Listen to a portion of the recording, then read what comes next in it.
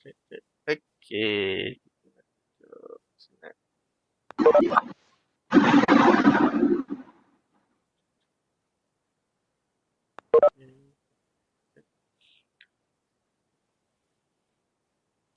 Brokerage fee, sekarang ni kita tak ada brokerage fee untuk trading. Okay, so commission kita tak ada ambil apa-apa lah. Kita akan hanya charge spread dan swap sahaja.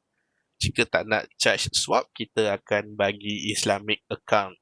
Tetapi untuk Islamic account, spread akan lebih besar daripada standard.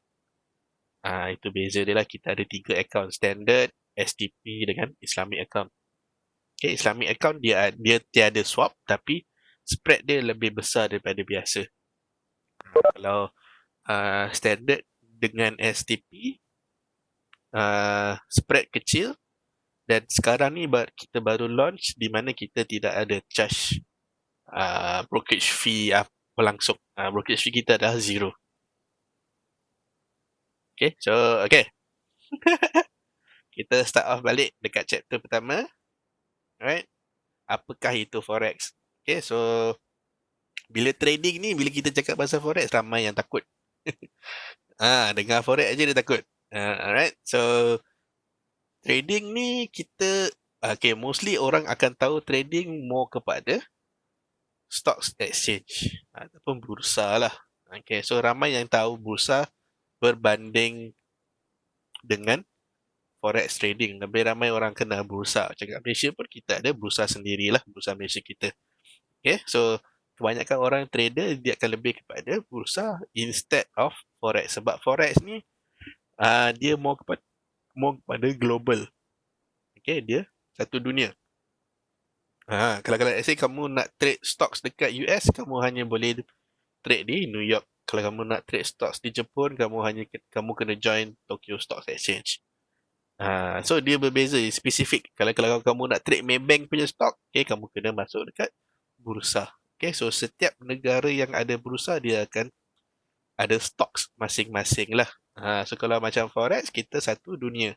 Let's say kita punya market 24 jam. Kita boleh tengok chart tu 24 jam lah. Okay.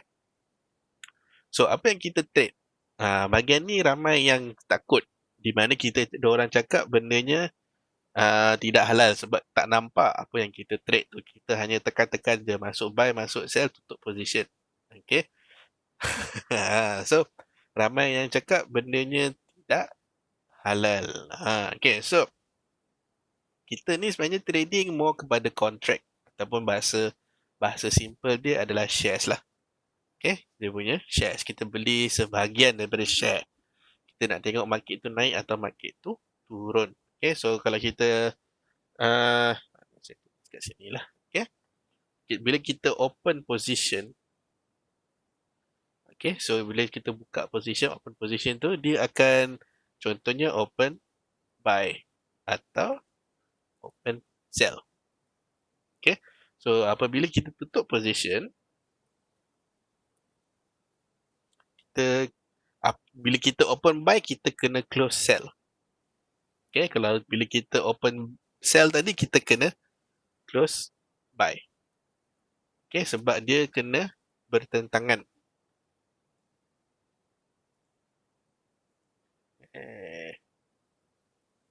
Okay, dia kena bertentangan. Bila buy, kena counter dengan sell. Bila sell, kena counter dengan buy. Okay, bermaksud jika, okay, kalau contoh ni trader A, ni trader B. So trader A buka buy position dan trader B buka sell position. So market masa tu tengah naik. So bermaksud trader A buat untung, trader B buat loss. Tapi belum tutup position lagi lah. Okay, so sekarang ni bila dua-dua trader nak tutup position, dia kena cari posisi yang berlawanan dengan dia. So A, dia masuk buy, so dia kena cari orang yang tengah masuk sell. So B, dia masuk sell, dia kena cari orang yang masuk buy. Okay, so apabila contoh ni dua-dua dia matching lah. Okay, so matching tu dia akan tutup sesama sendiri kontrak tersebut. Bermaksud, okay, kalau contoh kamu trader A, okay, so kamu buy, market naik, kamu untung. So dari mana datang untung profit kamu? Okay, so kalau saya contoh kamu trader B, kamu sell, market naik. So kamu loss. So loss kamu tu pergi ke mana? So yang ini pun akan interchange. Bermaksud profit A datang dari loss B. Okay, so bila kamu profit bermaksud ada orang tengah loss. Bila kamu loss bermaksud ada orang tengah profit. Okay, so kita panggil ini adalah CFD. Right? Contract for difference. Okay, perbezaan antara kontrak. So bila kamu masuk buy, market naik kamu untung. Betul. Okay, saya kamu akan tanya, untung ni datang dari mana? Macam mana kamu dapat untung tersebut? Dari siapa? Bukan dari broker. Dari orang yang tengah rugi. Okay. So apabila kamu trading dan kamu untung, right, dan kamu rugi, okay, so broker tiada kena-mengena kat situ. Broker hanya ambil bahagian dia saja, iaitu spread. Dan kadang-kadang mungkin commission sekali lah. Okay. Apa tu? Charges kat situ. Right. Selain itu, profit loss adalah kamu punya sendiri. Okay, so tiada istilah kalau apabila kamu profit banyak, ada orang cakap broker tak mampu nak bayar, broker takut nak bayar. Itu istilah di mana jika kalau broker itu bukan broker ikhlas, memang dia tak boleh bayar lah. Kalau broker yang ikhlas, dia tiada masalah. Sebab apa? Sebab tak ada kena-mengena dengan dia pun. Dia hanya hantar position kamu. Contoh, trader A di broker A, trader B di broker B. Walaupun berbeza broker, tapi disebabkan kita trade satu market yang sama, kita boleh switch kita punya contract. Tak perlu cari orang dalam broker yang sama pun tak ada masalah. Itu sebab kita ada LP, liquidity provider. Okay, so kita tekan buy, position tu dihantar, broker yang hantar position tu, broker dia hantar position tu kepada LP. Okay, so LP dia hantar balik kepada broker jika ada orang nak tutup position. Simple. Okay, broker LP ni matchmaker. Dia matchkan posisi-posisi kamu lah. Okay, so tiada masalah jika kalau kamu trade deposit $10, tiba-tiba dah jadi 1,000 dan kamu takut broker kacau kamu apabila kamu withdraw. Tiada masalah jika broker itu ikhlas. Sebab bukan duit daripada dia. Bukan dia rugi, broker tak rugi apa-apa pun bila kamu profit. Okay, faham kat sini? Okay, so di dunia ni kita ada beberapa currency yang kita akan fokus on lah, major currency kita panggil. Okay, so satu dunia ni kita akan splitkan kepada 3 sesi.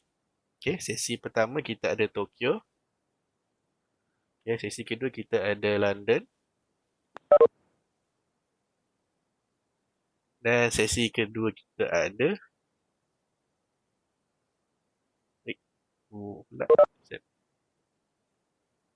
sesi New York. Okay, so kita Tokyo, London dan New York. Okay, so kalau macam kat Malaysia ni kita untungnya kita sebab kita boleh trade 3-3 sesi. Okay, kalau contoh kamu tinggal di New York, contohnya kamu tinggal di New York kan. Okay, so macam kita sekarang dah malam, diorang sekarang baru nak siang. Baru nak pukul 9 pagi. So bila diorang nak trade Tokyo, waktu market Tokyo, dia dah petang. Nak trade market London dah malam. Dah tak boleh nak trade. Okay. So macam kita ni kat Malaysia ataupun dekat Asia ni sangat-sangat beruntung sebab kita nak trade 3-3 market ni tiada masalah bagi kita. Tiada halangan lah. Okay, so kalau macam waktu pagi kita akan tengok macam pukul 8 sampai pukul 2 gitulah. Okay, so kat London kita akan pukul 3 sampai lebih kurang pukul 11. Right, dan dekat New York kita akan trade dalam pukul 9 sampai lebih kurang pukul 4.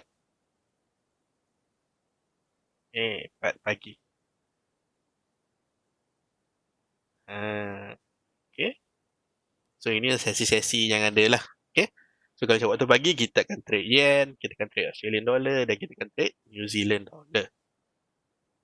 Okay. So lain pula waktu petang kita akan trade GBP, Euro dengan Swiss franc. Waktu malam dua saja Canada dan USD yang akan lebih aktif daripada currency lain. Bukan bermaksud currency lain tu tak boleh trade, tetapi currency yang waktu dia adalah lagi kuat lah. Okay, so kalau contoh macam Australia, okay, dia akan aktif pada waktu pagi dia. So kalau kamu tengok fundamental, macam contoh hari ni punya fundamental hari ni, okay, Australia tadi tu pada, okay, so fundamental pagi tadi Australia punya. Right, so pagi tadi Australia punya pukul 12 tengah hari. So dia akan ikut zone dia. Siapa tadi soalan? London 3 p.m. until 11 p.m. 3 until 11. Okay, 3 hingga 11. Most welcome. Okay, so these are the currencies that we will focus on lah. So currency lain boleh trade, boleh tu boleh, tapi yang ini yang lagi better lah. Okay, so these are the more popular currencies. Okay, so setiap currency tu dia akan ada simbol. Okay, ni dia punya, kita panggil turutan ataupun dia punya popularity dia. Siapa paling popular, siapa yang kurang popular. Okay, so yang paling popular adalah euro. Saya bila broker, mana-mana broker, bila dia promote diri dia sendiri, dia akan cakap spread euro dia yang paling kecil. Okay, spread euro dia paling kecil. Sebab apa? Sebab semua broker akan compete untuk spread euro. Sebab kebanyakan trader dia suka trade euro. Okay.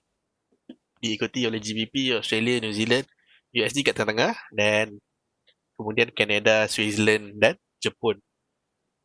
Okay, so apabila USD ni berada di tengah-tengah kat sini, okay, bermaksud apabila kita lawankan USD dengan Canada, dia akan USD berada di hadapan. USD CAD ataupun USD chef ataupun USD yen.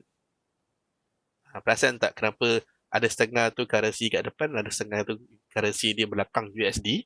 Okay, so disebabkan oleh turutan inilah. Okay, so kalau macam euro berada depan kan. So euro USD, GBP USD, Australia USD, New Zealand USD.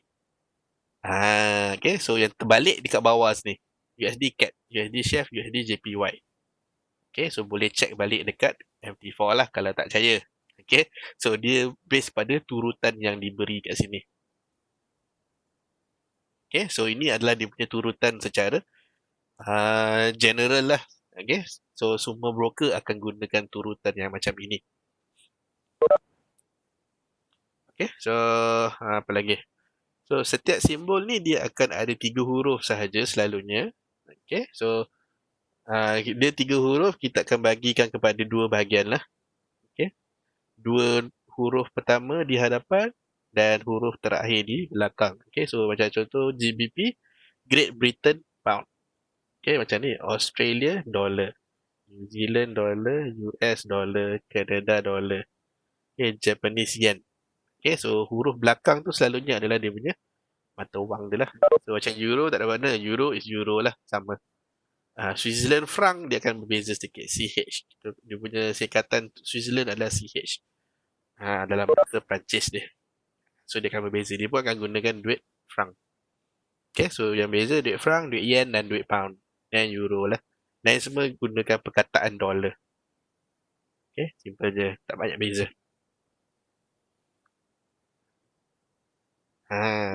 Okay. So yang ini semua tak payah lah. Ini exotic pun tak payah. Ini pun tak payah. Okay, so bila kita trade, when we are trading, okay, kita akan tengok dua-dua currency. Okay, bila kamu trade, contoh nak trade Euro USD. Okay, so bila kamu tanya Euro USD kuat ke lemah? Itu menjadi soalan yang salah. Okay, kamu kena tanya salah satu. Euro tengah, apa yang terjadi dengan Euro? Atau apa yang terjadi dengan USD? Sebab kamu trade currency berpasangan. This is a pair. One pair, Euro lawan USD. So kamu tak boleh secara gitu tanya Euro USD tengah kuat ke tengah lemah. Okay, it doesn't make sense. Dia tak masuk akal. Okay, kamu kena tanya Euro tengah kuat ke? Pun tanya USD tengah kuat ke? Kalau saya cakap, okay, sekarang ni USD tengah kuat. Okay, bermaksud Euro USD akan turun. Apabila yang belakang tu yang kuat, Okay, so apabila yang belakang tu kuat, current pair chart tu dia akan turun ke bawah. Okay, tapi apabila yang depan tu kuat, chart tu akan menaik, dia akan terbalik lah. Okay, so kat sini kena berhati-hati. Okay, sebab ada setengah chart USD dia berada di hadapan. Contohlah kat sini, okay, USD JPY. So bila saya cakap tadi saya cakap USD tengah kuat, bermaksud memaka Euro USD turun. Sebab apa? Sebab USD kat belakang. So dia akan jadi terbalik. Okay, so kamu pun sell kat sini. Lepas tu tiba-tiba kamu buka chart lagi satu. Okay, tapi disebabkan, okay, kita ambil yang ni lah. Okay. So tapi disebabkan kamu terlepas pandang tadi tu. Tadi tu Euro USD turun, so kamu sell. So kat sini pun tiba-tiba kamu pun tanpa tengok kamu terus masuk sell. So dia jadi salah sebab yang ini USD dia berada di hadapan. So kalau saya cakap USD tengah kuat, bermaksud chart tu akan naik. Okay, so dia berbeza. Cikgu trade biasa trade pair USD ke? Semua pair ada USD bang. Semua major pair ada USD. Kamu tak boleh cakap secara macam tu. Pair USD. USD ni apa? Semua pair ada USD. Kamu tak boleh cakap trade pair USD ke? Tak boleh. Soalan tu salah, tak logik. Okay?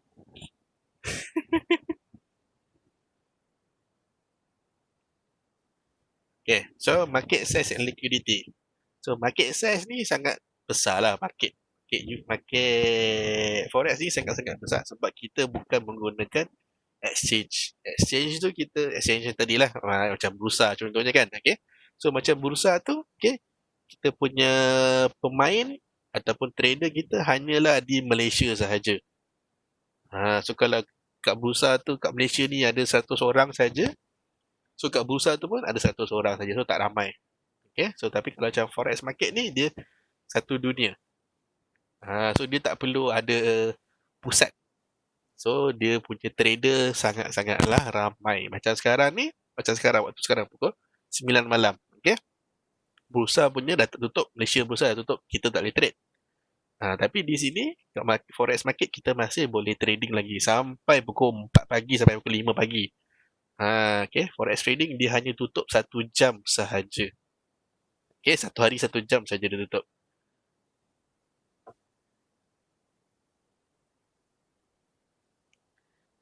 Cakap cross pair. Salah cara tanya tu salah. Okay, saya tunjuk balik kat slide. Slide dia tulis. Okay, so kalau apa yang kamu tanya tu bukan USD pair. Kita panggil major currency pair, major pair. Kita tak panggil USD pair. Kamu cakap dengan Mak Saleh dia gelak. Okay. Alright, so semua yang ada USD, okay, so kita panggil major currency pair. Kita tak panggil USD pair. Okay. Dan kalau cross yang tadi kamu cakap tu Euro GBP, okay, so ikut apa yang utama dia lah.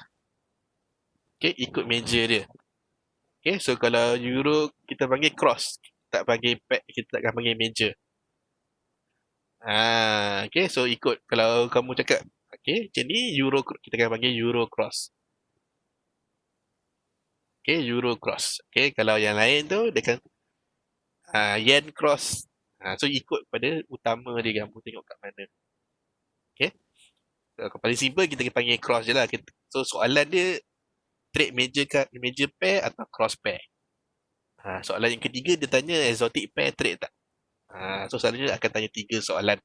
Okay, dia tak tanya USD pair, dia tanya major pair. Kita betulkan soalan, dia salah tanya. Okay. Alright, so bila kita trade di forex market ni, okay, so kita trade secara over the counter. Okay, OTC lah. So kamu kena ingat dua nama. Nama tadi tu yang pertama CFD. Okay, dan nama yang kedua tu OTC lah.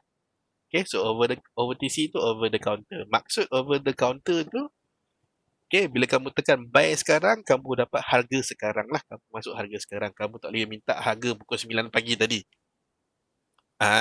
Okay. So, bila kamu cakap nak tekan sell sekarang, kamu tak boleh cakap saya nak booking harga pukul 4 pagi kejap lagi. Tak boleh.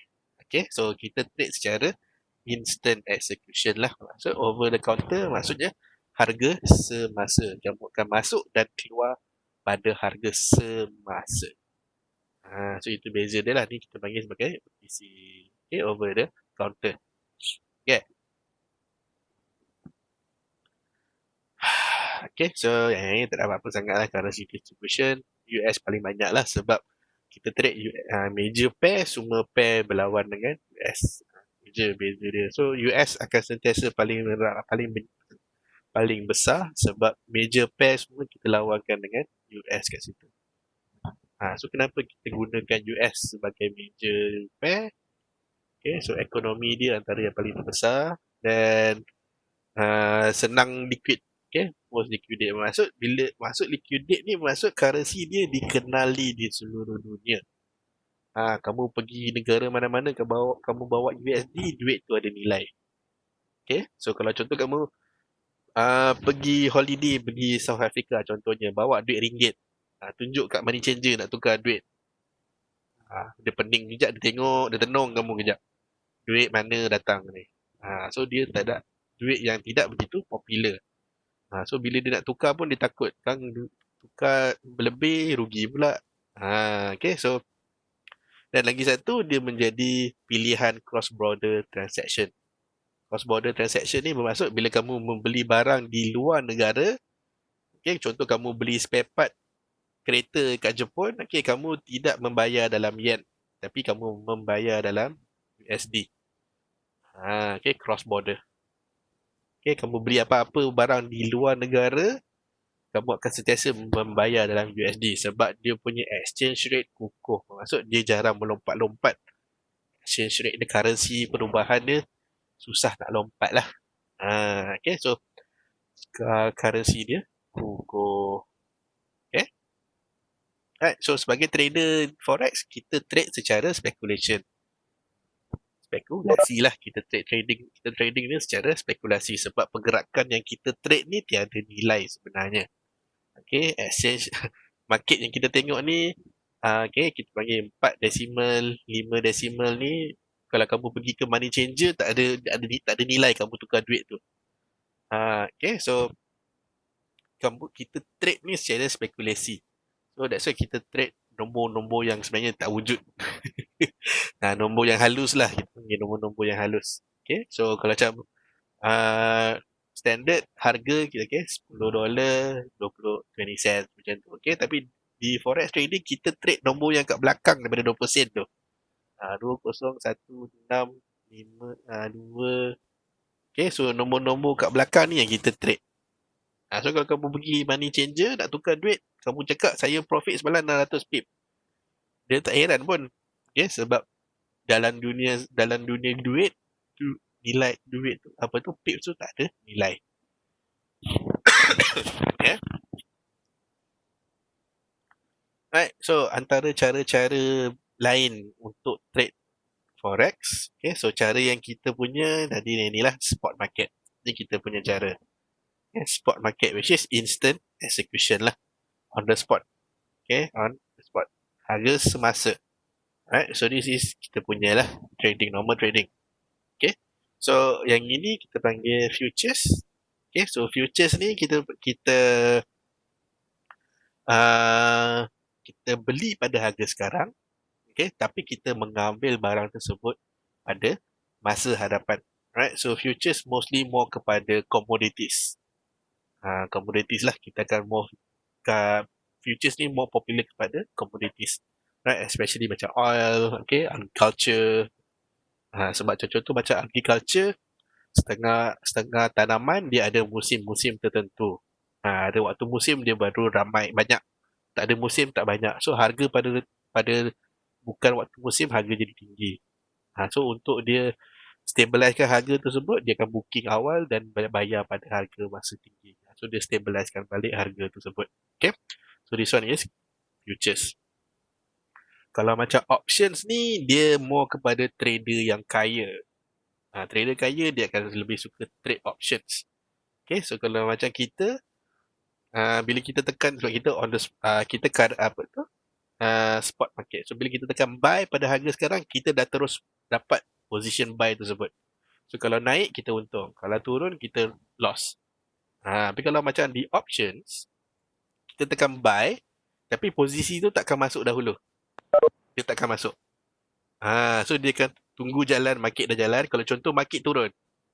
Okay, so market turun, kalau bermaksud jika dia pilih nak buka position tersebut, dia akan rugi. So kalau bila dia tahu market dah turun, dia akan cancel order tersebut.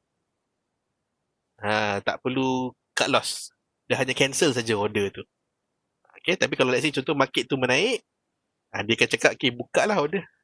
Order tu dia akan open dan dia akan terus profit pada harga semasa. So terus tutup position tersebut.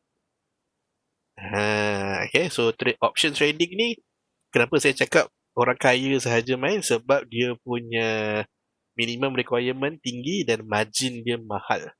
Sebab kenapa margin dia mahal? Sebab kamu boleh pilih untuk cancel order bila-bila masa. Kalau contoh kamu buy market, lepas kejap lagi setelah 1 jam market turun, kamu rugi kan? Okay? So kamu cakap, saya nak cancel order tu. Tak ada masalah, kamu tak perlu bayar loss, tapi kamu hanya perlu bayar margin dia sahaja. Okay, so bila saya cakap kaya, maksud sebab kat sini margin dia lah yang mahal. Okay, macam kita, margin trading kita murah. Tapi dekat sini margin dia mahal lah. Okay, so ETF tak payahlah, electronic traded fund ni tak perlu tahu sangat. Tadi tu kita punya sports market. Okay, untuk chapter tadi, ada apa-apa soalan?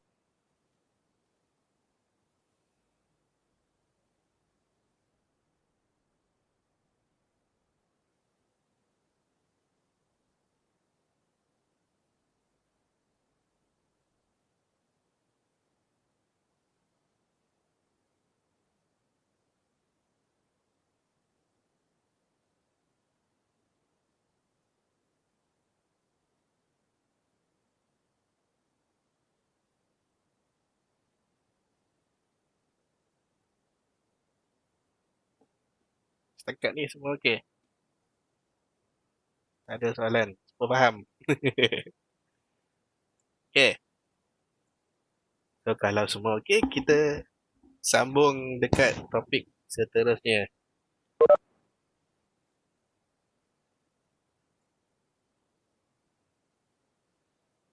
Okay, so kita sambung ke chapter 2 lah, kenapa kita trade forex. Okay, so sebagai seorang trader, kita sangatlah teruja bila kita trade forex. Okay, selalunya kita trade ni sebab kita nak kaya.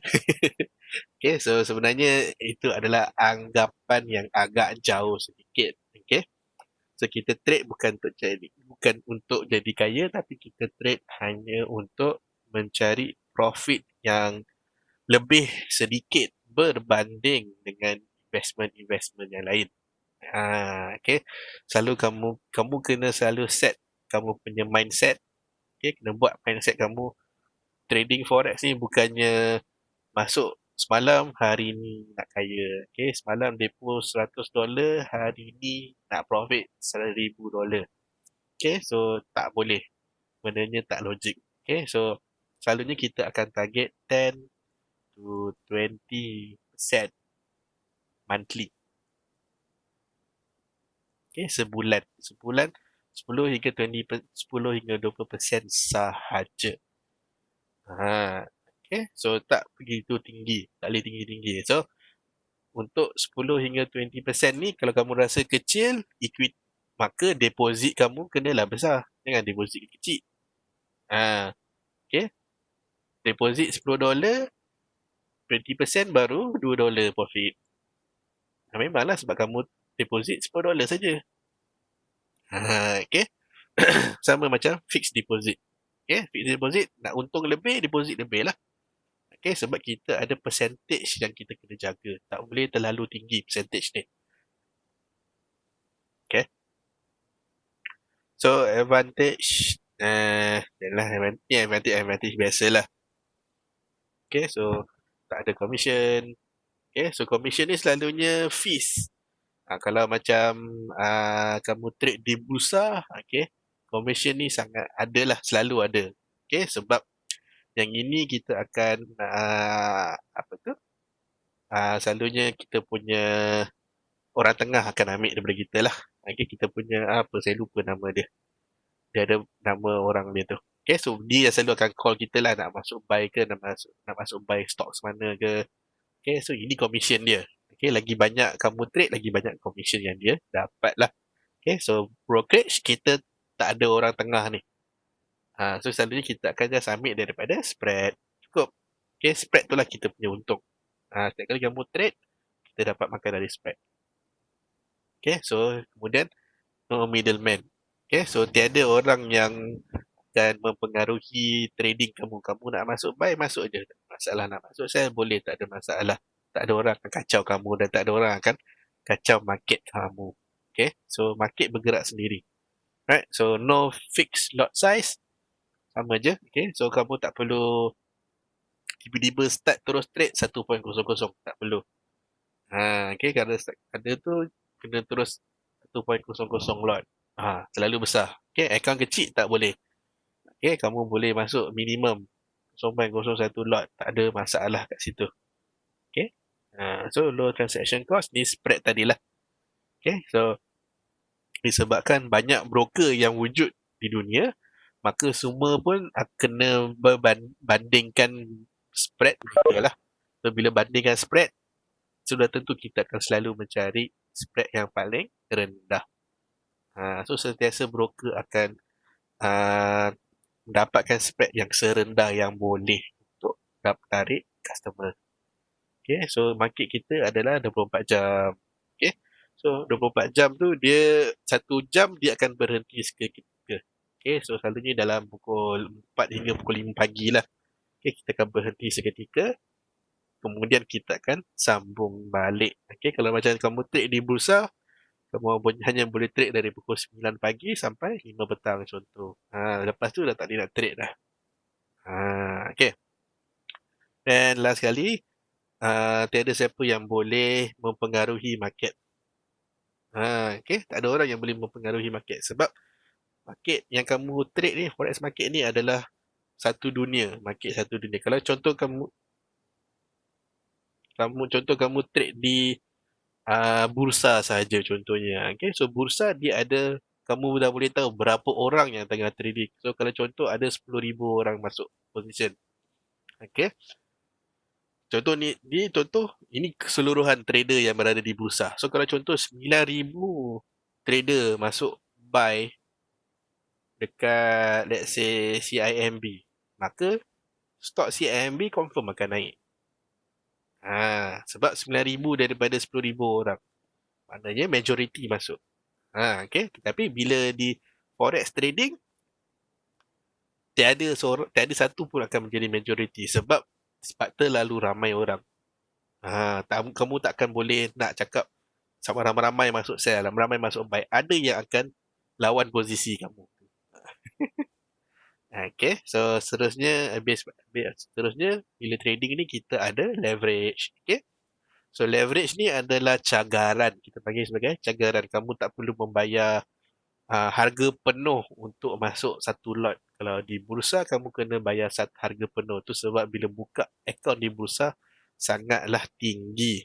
Okay, iklan-iklan yang kamu dengar kat radio tu RM10 dah boleh masuk. Itu RM10 untuk register account saja. Register account kena bayar RM10. Okay. Kat forex kita register account free, tak ada masalah. Okay. Di bursa register account saja dah kena bayar.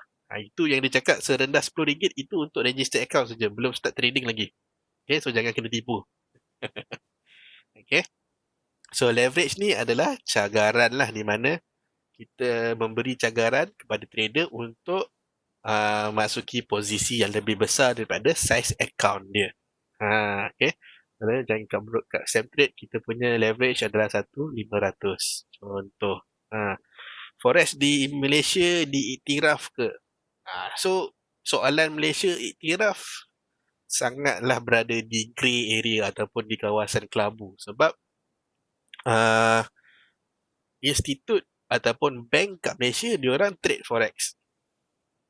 Bank kat Malaysia trade forex, tapi secara individu kita tidak dibenarkan trade forex. Itu sebab kalau broker buka office kat Malaysia dia buka secara tidak begitu besar. Okay, kita akan buka macam contoh macam saya, kita di Celtic, kita buka academy, kita tak buka broker punya office, kita buka academy sahaja. Okay, sebab di Malaysia, trade secara individu tidak dibenarkan. Tapi kalau trade secara institute, maksud kamu ni bank, kamu boleh trade forex. Okay, so dia berada di grey area. Kita bukan cakap halal haram, tapi kita cakap more kepada grey area lah, di mana kita tidak dibenarkan trade secara individu. Okay. Kenapa tak boleh trade secara individu? Okay, sebab macam dekat Malaysia kita masih belum implement lagi syarat-syarat apa yang boleh digunakan. Okay, kalau contoh macam let's say saya ambil contoh di UK. Okay, contoh di UK lah. Okay. Alright, so kalau macam broker-broker kebanyakan yang ada lesen di UK, kita anggap broker tu sangat bagus sebab UK punya lesen antara yang paling ketat. Okay, di mana untuk setiap rakyat nak buka akaun tu, dia kena melalui banyak ujian. Walaupun sebagai individu, dan minimum buka akaun tu agak besar. Okay, so kalau contoh let's say kita di Malaysia, kita buat benda yang sama di Malaysia. Kita buat benda yang sama macam di UK. Okay, contohlah. Right? Susah kita nak membuka akaun. Contoh di UK, minimum deposit adalah £1,000. Kalau saya cakap £1,000, kalau let's say saya pergi money exchanger, £1,000 kamu tukar kepada ringgit, dapat berapa? Lebih kurang dalam RM5,000, RM5,500, RM5,500. Okay, untuk minimum deposit.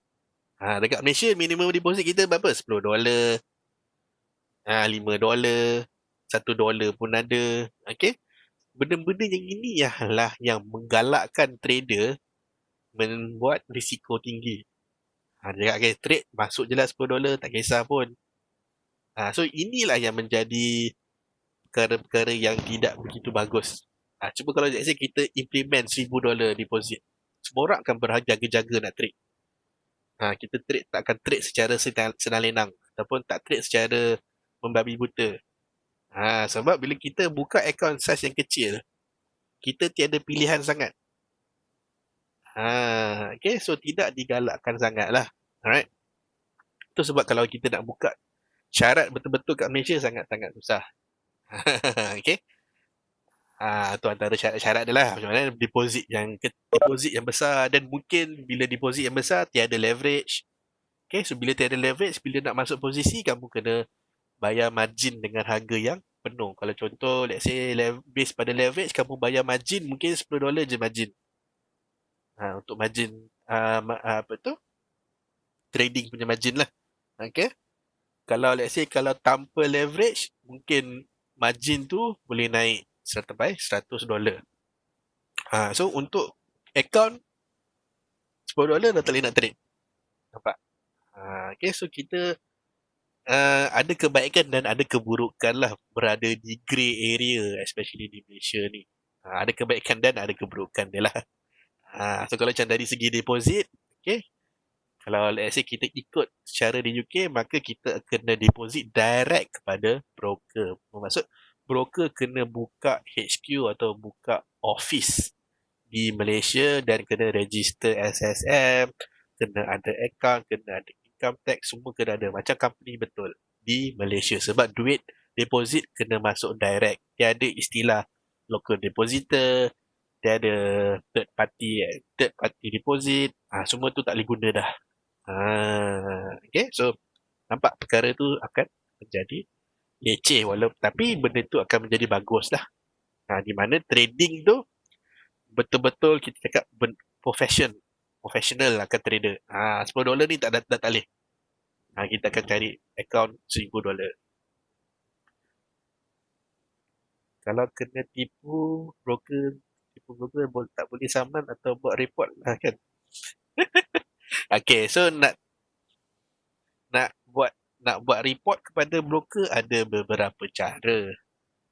Okay, so yang cara yang Cara yang paling senang, kamu tengok apa yang broker tu ada di Malaysia. Kalau contoh dia ada office ke, dia ada local depositor ke, okay? Kamu buat aduan atas nama-nama yang berada di Malaysia. Jangan buat atas aduan nama broker tu dekat Cyprus. Memang tak dapat apa-apa lah. Okay? Kamu buat aduan atas company yang diregister di Malaysia. Okay? Baru logik, barulah senang nak buat saman tu lah. Okay? Okay, apa lagi? Low barrier to entry. So, low barrier to entry ni bermaksud deposit kita sangatlah rendah. Okay, deposit sangat rendah. Okay, free stuff ni macam biasalah. Kadang kita ada free deposit ke, kita buat competition ke, okay, bagi-bagi goodies bag, okay, benda-benda macam tu lah. Okay, itulah dia. Okay, setakat itu ada apa-apa soalan?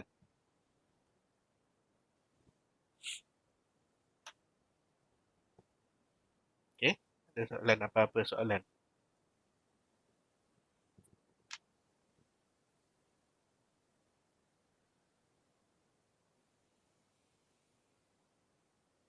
Okay, semua okay. Brokerage, apa topik brokerage ni dia kadang-kadang ada level sensitivity dia lah. Ada setengah yang boleh saya cerita, ada yang tak boleh cerita. Okay. Tapi secara general lah. Bila saya cerita, saya kena cerita secara general. Okay. Yang tadi tu maksudnya, ah, kalau bila kamu trading, bila kamu nak masuk dalam satu sebab broker tu, paling bagus check dulu regulation yang dia ada. Okay, dia diregulate di mana dan kat mana office dia. Itu antara hint-hint yang akan kamu nampak lah. Okay. So, kalau boleh carilah broker yang ada regulation yang agak ketat seperti di Australia. Okay, regulation Australia, regulation UK. Okay, so itu antara regulation yang sangat-sangat ketat. Walaupun kita sebagai rakyat Malaysia tak layak menggunakan regulation tersebut. Okay, tapi kita masih boleh rasa confident dengan broker sebab dia ada regulasi tersebut lah. Walaupun kita tak layak mengapply. Okay, tapi dia masih ada, bermaksud dia kena ikut regulation yang dia telah pilih. Okay. So kalau macam nak tengok mana, kamu pilih yang ada Australia dan UK. Itu dua yang sangat-sangat susah untuk apa? Untuk lepas. Okay, sangat-sangat susah untuk broker lepas. Maknanya broker nak dapat pengirahan dari UK atau dari Australia tu sangat susah. Dia akan minta macam-macam. Okay, so jenis broker yang nak menyorok-nyorok ni tak boleh lah. Tak akan apply kat situ. Okay. Ada soalan pasal broker? Tanya je. Sementara ada 5 minit sebelum habis ni. Nak tanya boleh tanya.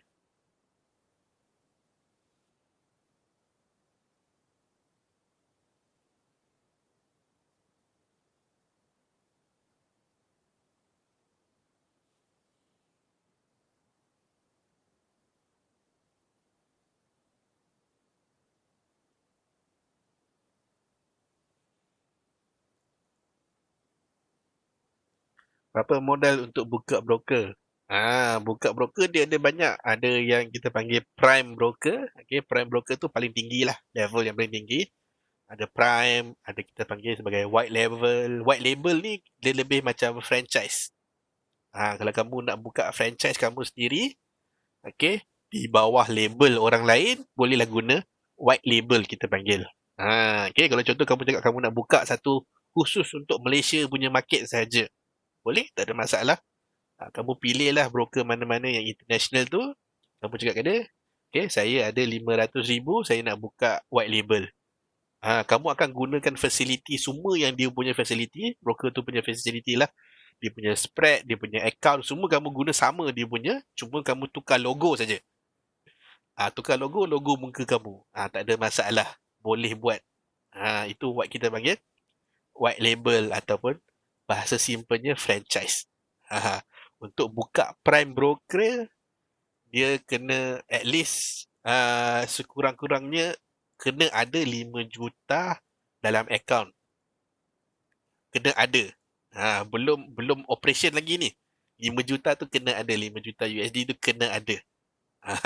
Untuk running. Lepas tu baru kamu nampak dia punya cost dia. Nak kena sewa MT4, nak kena cari liquidity provider, nak kena cari copy trade, PAM account, okay. So semua tu ada facilities yang kena bayar. Okay, macam contoh nak buat copy trade, kamu join venture dengan eToro. Contohnya tahu kamu kena bayar eToro. Kalau tak nak bayar, buat sendiri lagi mahal, kamu kena buat research. Kena buat research and development. Okay, duit banyak keluar kat situ. So belum cerita pasal risk management lagi. Risk management ni dia akan jaga apabila kalau klien tu trade terlalu banyak, kita akan nak tengok mampu tak kita nak counter balik. Macam mana orang yang selalu kena scam forex sedangkan buka broker mahal. Scam forex. Dia ada cara. Ada scam ni banyak cara. Scam ni banyak cara. Ada yang bukan broker yang scam, tapi pekerja dia yang scam. Broker luar tapi yang scamnya orang Malaysia contohnya.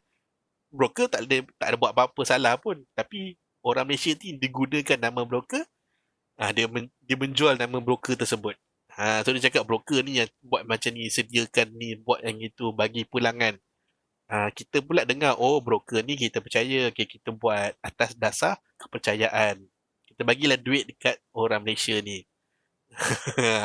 Okay. Broker secara dia sendiri susah dia nak scam. Sebab dia bawah regulasi. Kena ingat tu. Sebab bila dia di bawah regulasi, dia akan disiasat. Dan jika dia sabit kesalahan, dia punya penalti jangan tanyalah berapa. Sangat-sangat tak mampu nak bayar. Okay. Melainkan, broker tu punya regulation yang tidak dikenali. Regulation yang kita panggil level-level yang sangat-sangat rendah lah. Yang asal boleh pakai je. So, itu sebab saya cakap regulation tu sangat memainkan peranan yang penting apabila memilih broker. So, rajin-rajinlah belajar pasal regulation. Regulation yang penting tak banyak. Kita ambil UK, ambil Australia, tu dah cukup dah. Okay.